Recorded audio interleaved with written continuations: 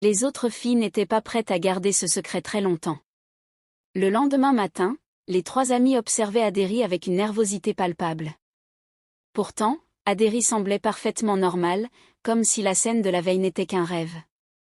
Ses cheveux étaient magnifiquement coiffés, comme à l'accoutumée, mais désormais, Tinuadé savait comment elle parvenait à une telle perfection. Adéry, quant à elle, se rendit compte que quelque chose clochait. Ses amis la regardaient avec une curiosité inhabituelle, presque suspecte. Après les cours, elle prit Tinuadé à part. « Qu'est-ce qui se passe ? Tu agis bizarrement aujourd'hui ?» lui demanda-t-elle calmement. Tinuadé hésita. Elle savait qu'elle ne pouvait plus reculer. « Je sais ce que tu fais la nuit, Adéry. Je t'ai vu hier. » Le visage d'Adéry se ferma aussitôt. Une ombre de panique traversa son regard, mais elle se reprit rapidement. « Tu ne devrais pas t'en mêler, Tinuadé. Certaines choses sont mieux gardées secrètes. » Tinuadé prit une profonde inspiration, essayant de maîtriser ses émotions.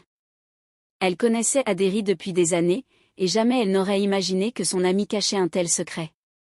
Pourtant, au lieu de fuir ou de la dénoncer comme d'autres l'auraient fait, elle voulait comprendre.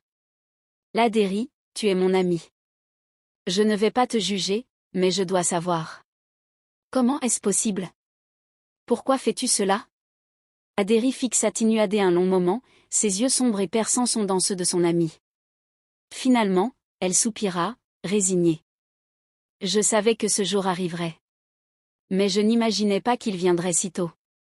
Très bien, je vais te dire la vérité. » Elle les fit asseoir à l'ombre d'un grand baobab, loin des oreilles indiscrètes.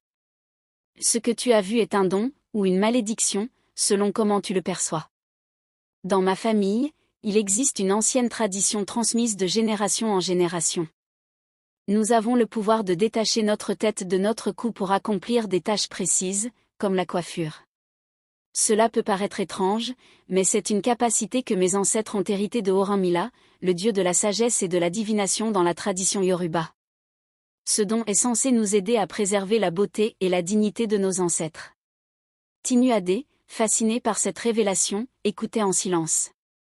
Elle avait souvent entendu parler des légendes Yoruba, mais jamais elle n'aurait pensé que ces histoires pouvaient avoir une influence directe sur la vie de ses proches.